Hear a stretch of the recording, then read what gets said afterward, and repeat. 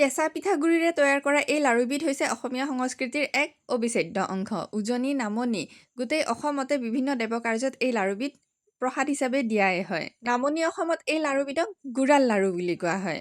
মাত্ৰ কেইবিধমান প্ৰাকৃতিক খাদ্য সামগ্ৰীৰে এই লাড়ুবিধনো আমাৰ ঘৰত কি ধৰণে তৈয়াৰ কৰা হয় তাকে দেখুৱাই আছো আজি।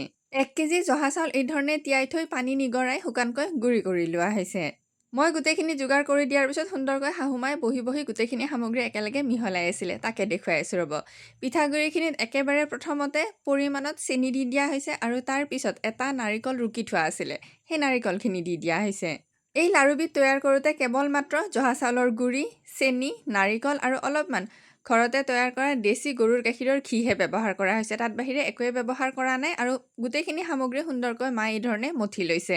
এইখিনি যদি বেছি পনীয়া যেন হয় নিশ্চয় ইয়াতে অকণমান শুকান চাউলৰ গুড়ি ব্যৱহাৰ কৰা হ'ব আৰু যদি বেছি শুকান যেন হয় অকণমান চেনি দিলে এইখিনি জোখৰ হৈ যাব। আমি যেতিয়া ঘৰত এই ধৰণে প্ৰসাদ তৈয়াৰ কৰোঁ সেই প্ৰসাদত কেতিয়াও কৃত্ৰিম পেকেট খাদ্য নিদিওঁ। যেনেকুৱা কনডেন্স মিল্ক বা পেকেট মছলা এইবিলাক আমি ব্যৱহাৰ নকৰোঁ কাৰণ এইবিলাক হৈছে অসাত্বিক খাদ্য আৰু তেনেকুৱা খাদ্য প্ৰসাদত দিয়াৰ পিছত সেয়া আৰু প্ৰসাদ হৈ নাথাকে। এইখিনি মথা হোৱাৰ পিছত মা আৰু মই পটাপট এই ধৰণে লাড়ুখিনি বান্ধি গৈছোঁ আৰু। আগৰ দিনত যেতিয়া মিঠাইৰ দোকানসমূহ নাছিলে তেতিয়া এই লাড়ুবিধ তৈয়াৰ কৰি এই ধৰণে প্ৰসাদ হিচাপে দিয়া হৈছিলে। এতিয়া এই লাড়ুবিধ খাই কোনে কোনে ভাল পায় ক'বচোন বাৰু।